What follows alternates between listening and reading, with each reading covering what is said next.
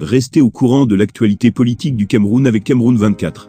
Notre équipe de journalistes expérimentés fournit des informations vérifiées en temps réel, avec une vue équilibrée sur les questions controversées.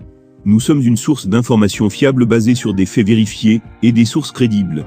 Abonnez-vous dès maintenant à Cameroun 24 pour ne rien manquer des derniers développements politiques et rejoindre une communauté engagée et informée.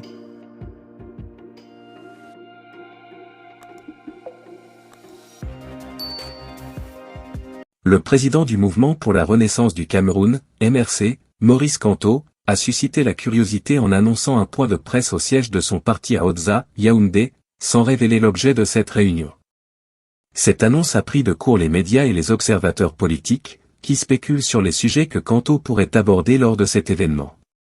Le communiqué officiel publié par le MRC n'a pas dévoilé les détails de l'annonce, se contentant de promettre que l'importante communication sera dévoilée séance tenante. Cette décision de garder le sujet secret a alimenté les spéculations et les attentes autour de cette déclaration inattendue. Alors que le contenu de cette annonce reste un mystère, il est possible de faire des suppositions quant au sujet que Maurice Kamto pourrait aborder.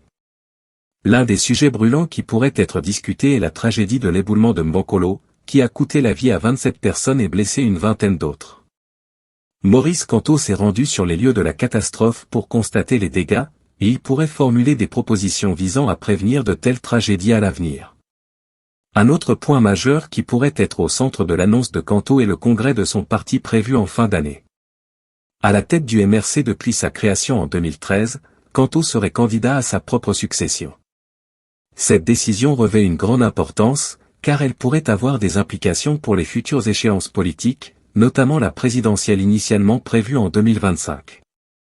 En 2018, Maurice Kamto s'est classé deuxième avec 16% des voix lors de l'élection présidentielle, et il pourrait à nouveau envisager une candidature à la magistrature suprême.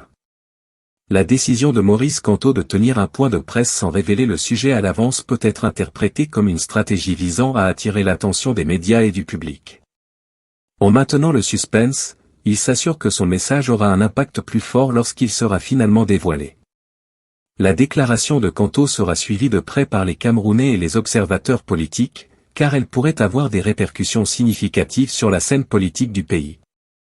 Les propositions et les annonces qu'il fera lors de ce point de presse pourraient façonner l'avenir du MRC et influencer le paysage politique du Cameroun.